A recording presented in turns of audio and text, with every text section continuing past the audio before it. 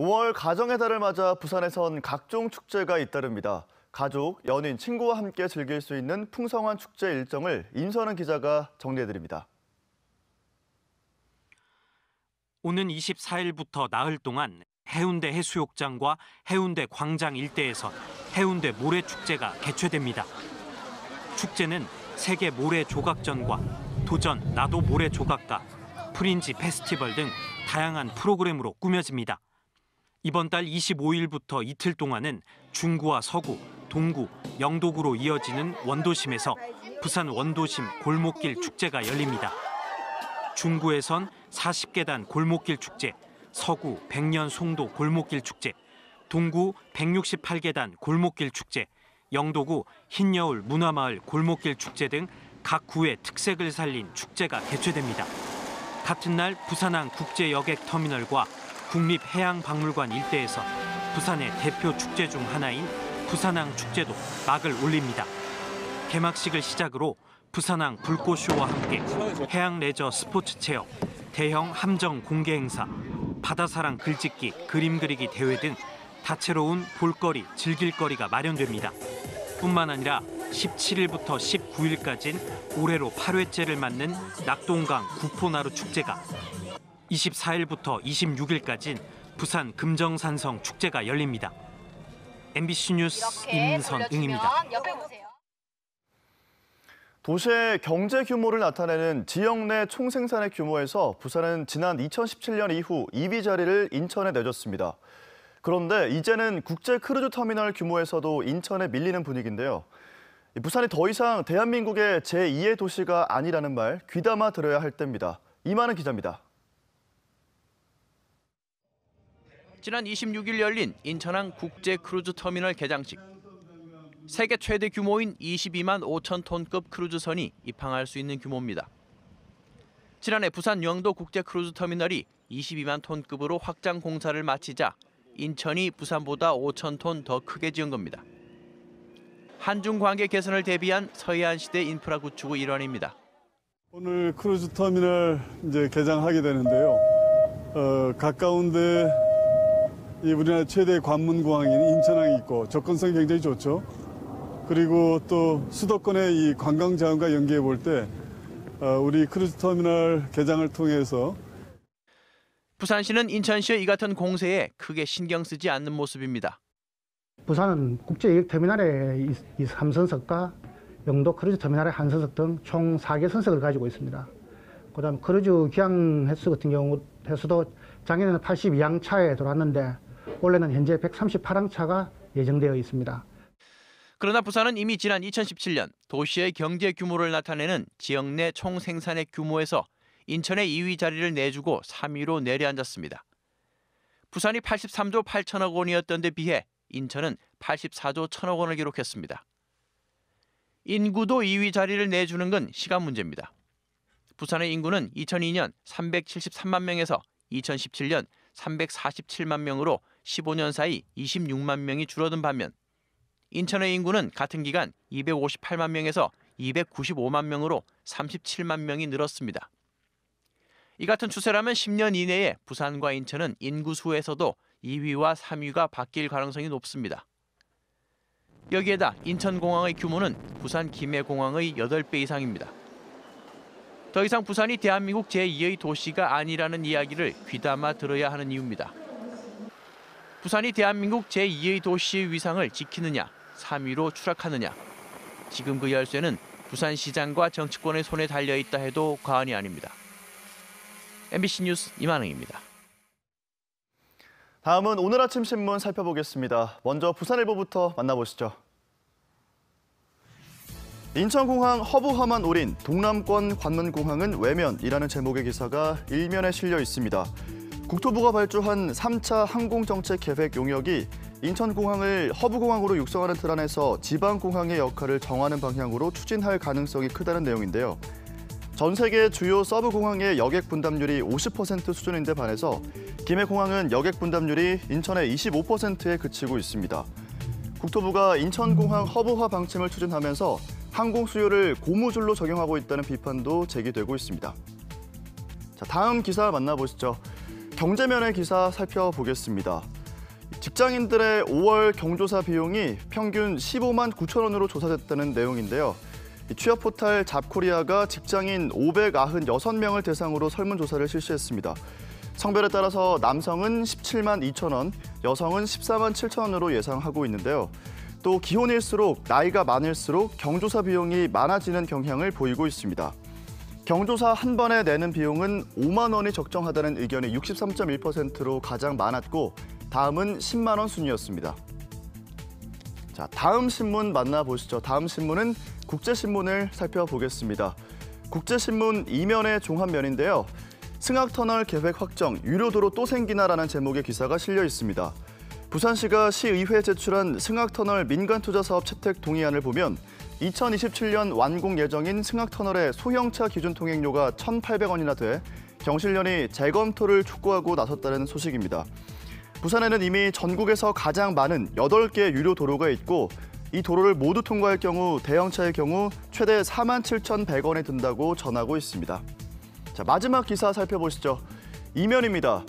부산 초등학교 66%가 1, 2학년 방과 후 영어 수업을 올 1학기부터 시작한다는 내용입니다. 학과별 주당 수업 시간은 두 차례가 43.8%로 가장 많았고 세 차례 31.3%, 다섯 차례 11.5% 순으로 나타났습니다. 올해 안으로 1, 2학년 방과 후 영어 수업을 운영하지 않겠다는 초등학교도 23곳으로 조사됐다는 소식입니다. 지금까지 아침 신문 살펴봤습니다. 오늘은 여름의 첫 번째 절기 입하입니다. 어린이날이었던 어제는 부산의 낮 최고 기온이 24도 가까이 오르며 낮에는 다소 덥게 느껴졌는데요. 오늘은 북쪽에서 찬 공기가 밀려와 초여름 더위가 한결 수그러들겠습니다. 아침 기온은 예년 수준을 크게 웃돌며 포근하기 시작하고 있고요. 한낮 기온은 부산이 20도, 양산은 21도 선에 머물겠습니다. 지난 밤부터 황사를 포함한 중국발 스모그가 유입되고 있습니다. 이 먼지는 오전에 남부지방으로 내려오겠는데요. 부산을 포함한 남부지방 곳곳으로는 오전 한때 미세먼지 농도가 높게 오를 수 있어 주의하셔야겠고요. 오후에는 봄바람이 강해지면서 먼지가 해소될 것으로 보입니다. 현재 위성 영상 보시면 강원 영동 지역과 경북 동해안 지역을 제외한 전국이 대체로 맑습니다. 다만 경남 내륙을 중심으로는 대기 불안정으로 오후에 산발적인 빗방울이 떨어지겠습니다. 경남은 어제보다 기온이 큰 폭으로 떨어지는 곳이 많겠습니다. 낮 최고 기온 울산 18도, 창원 20도, 경남 내륙 역시 예년 기온을 밑돌아 하루 새 기온 변화가 아주 크겠습니다. 옷차림에 유의하시기 바랍니다. 동해 남부 앞바다와 먼바다에는 풍랑 예비특보가 내려진 가운데 물결은 최고 3.5m까지 높게 일겠고요. 천문조의 영향으로 바닷물의 높이가 높겠습니다. 당분간 맑은 날이 이어지며 대기가 더 메말라가겠습니다. 불씨 관리 잘해주셔야겠고요. 이번 주 내내 예년 이맘때처럼 온화한 날이 이어지겠습니다. 날씨였습니다. 신라 왕릉 가운데 주인이 뚜렷한 것은 태종 무열왕과 문무왕 등 3개 정도뿐이고 나머지는 주인이 정확하지 않아서 학계에서도 자주 논란이 되고 있습니다. 이런 가운데 경주 월성 남쪽에 있는 한 고분이 신라 28대 진덕여왕릉이란 견해가 나와서 관심을 모으고 있습니다. 김철승 기자가 보도합니다. 경주 서쪽에 위치한 사적 24호인 신라 제28대 진덕여왕릉. 그런데 이 능의 주인이 진덕여왕인가에 대해서 학계에서는 아니라는 의견이 다수입니다. 삼국사기에 사량부의 장사를 지냈다고 기술돼 있는데 우선 이 사량부가 경주 남천 남쪽인 점에 비춰 위치가 맞지 않습니다. 무덤 양식에서도 잘 다듬어진 넓은 둘레석은 한참 후인 33대인 성덕왕 때부터 나타난다는 것입니다. 봉부 외쪽에 그 호석인데 그 호석의 형태는 신라 왕릉 중에서 가장 늦은데 태화기 형식이기 때문에 그렇습니다. 그렇다면 진덕여왕릉은 어디일까? 월성 남쪽 500m 도당산 자락에 있는 한 고분이 진덕여왕릉이라는 견해가 한 학술지에 실렸습니다. 도굴 등으로 유실되긴 했지만 측정 결과 지름이 16에서 19m, 봉분 높이가 6m쯤 돼 인근 왕릉과 비슷하다는 것입니다. 또 진덕여왕릉 봉분이 완전히 사라지지 않았다면 경주 남쪽에 이만한 크기의 무덤이 없다는 점도 주장의 근거가 되고 있습니다. 이 고분은 월성으로부터 불과 500m 거리에 있고 매우 드물게 북향하면서까지 월성을 바라보고 있는 점 등이 이에 대해 학계에서는 가능성은 있지만 충분한 근거는 되지 못한다는 입장입니다. 진덕 여왕릉으로 보려면 앞선 선덕 여왕과 진평왕 그리고 후대인 태종 무열왕과 크기가 비슷해야 하는데 우선 크기가 작을 뿐 아니라 이 왕릉들에서 보이는 깬돌 호석도 육안으로는 보이지 않는다는 것입니다. 관리되지 않고 방치되다시피 한 이 고분이 왕릉급인가 여부는 정확한 발굴 조사 이후 뚜렷해질 것입니다. MBC 뉴스 김철승입니다. 요즘 전통시장에서 젊은 사장들 모습 보시면서 의아해한 적 있으시죠? 이 시장에 청년몰이라는 공간이 생기면서 20, 30대 청년 상인들이 하나둘 등장하고 있습니다. 오늘 생생 인터뷰 김윤아 기자가 청년 상인들을 만나봤습니다. 국제시장에 자리 잡은 청년몰. 양곱창부터 라멘, 파스타, 태국 음식 등 세계 각국의 음식을 맛볼 수 있는 푸드센터입니다. 20대부터 30대 후반의 청년 사장들. 해외 여행지에서 맛본 음식에 빠져서 푸드트럭 운영 경력을 살려서 이곳에 오게 된 사연은 제각각 다릅니다. 대학교 다닐 때 이제 영국으로 언어연수를 갔었는데 거기서 이제 갔다가 와서 이제 나도 영국 음식을 한번 만들어서 팔아보고 싶다는 생각이 들어서 3대가 하던 양곱창집을 잇기 위해 회사를 그만두고 창업에 뛰어들기도 했습니다. 증조 할머니 때부터 자갈치 시장에서 백화양곱창 1호에서 양곱창을 판매하시는데 이렇게 가게가 워낙 좁거든요. 그래서 보면은 협소하다 보니까 못 드시고 그냥 기다리다가 가시는 분들이 많으세요. 그래서 이거를 그냥 젊은 층을 조금 생각해서 정부의 청년 상인 육성 사업을 통해 1년간 임대료를 지원받아 지난해 말부터 시작하게 됐습니다. 15곳에서 현재 14곳이 운영 중인데 같이 일을 하다 보니 좋은 점이 많습니다. 그래서 재료가 모자랄 경우도 있어요. 그러면은 여기저기서 바로바로 빌릴 수 있는 거? 그런 거는 좋은 것 같고. 혼자서 가게를 처음 해보는 친구들도 있고 해봤던 친구들도 있는데 모르는 부분 같은 경우는 이제 다 서로 물어봐서 아는 사람들한테 물어보고 할 수 있는 부분이 제일 크고요. 하지만 경험 부족과 홍보는 고민거리입니다. 점심 손님만 반짝. 그마저도 주변 상인들이거나 배달이 대부분이고 저녁엔 시장이 문을 닫다 보니 현실적으로 어려움이 큰 상황. 상인들은 임대료 지원 외에 실질적인 도움이 아쉽다고 말합니다. 목 좋은 그런 곳에 이제 만들어주는 사업은 아니잖아요. 그래서 근데 이렇게 딱 만들어 놓고 이제 너희들 이제 여기 만들어줬으니까 너희가 알아서 해가 아니고 이제 여기서 이렇게 만들어줬으니까 우리 같이 한번 잘해보자가 됐으면 좋겠는데. 이들의 바람은 큰 돈을 버는 것보다 그저 사람이 오랫동안 찾는 가게가 되는 것. 그야말로 평범하고 소박합니다. 분위기 자체가 나쁜 곳은 아니거든요. 그래서 오셔가지고 그냥 편하게 앉아 계시고 밥 저희가 먹어봤을 때는 다 맛있거든요. 국제시장 하면 꽃분이네가 제일 유명하잖아요. 그것처럼 국제시장 하면은 109인 가서 밥 먹어야 되는 곳. 저희 청년몰이 그렇게 됐으면 좋겠어요. MBC 뉴스 김윤아입니다. 다음은 본사와 뉴스를 교환 방송하고 있는 KBC 일본 규슈 아사히 방송에서 보내온 소식입니다. 곽현경 아나운서입니다. 일본도 봄이 절정을 맞은 가운데 후쿠츠시 치야자키에선 올해도 변함없이 봄 축제가 열려 눈길을 끌었습니다. 요찬 축제로 불리는 이 축제는 햇살로 빚은 쌀에 취해서란 의미를 갖고 있는데 행사장을 찾은 많은 사람들은 노점상을 찾아 특산물 등을 먹으면서 즐거운 한때를 보냈습니다. 또 일부는 운치 있는 고택 등을 방문해 사진을 찍기도 했습니다. 행사 주최 측은 이틀간의 축제 동안 3만 명에 가까운 인파가 찾았다고 밝혔습니다.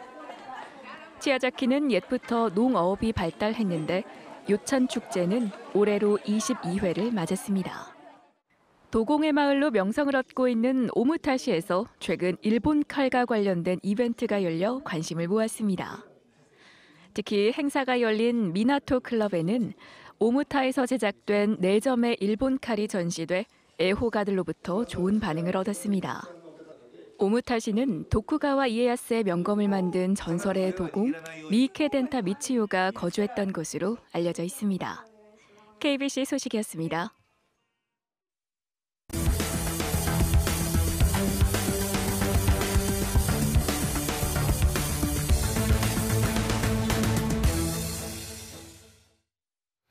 어제 오후 6시 20분쯤 사상구 개법동 신라대 인근 백양산 아랫자락에서 불이 나 임야 165제곱미터를 태운 뒤 30여 분 만에 꺼졌습니다.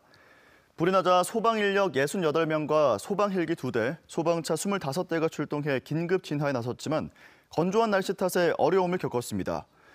경찰은 등산로 부근에서 불이 시작된 점으로 미뤄서 입산객의 실화로 인한 화재 가능성에 무게를 두고 정확한 원인을 조사하고 있습니다.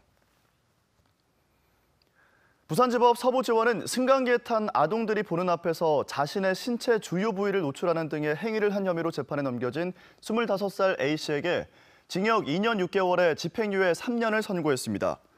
재판부는 또 A씨에게 보호관찰을 받을 것과 40시간의 성폭력 치료 강의 수강, 3년 동안의 신상정보 공개와 함께 아동 청소년 관련 기관 취업 제한도 명령했습니다.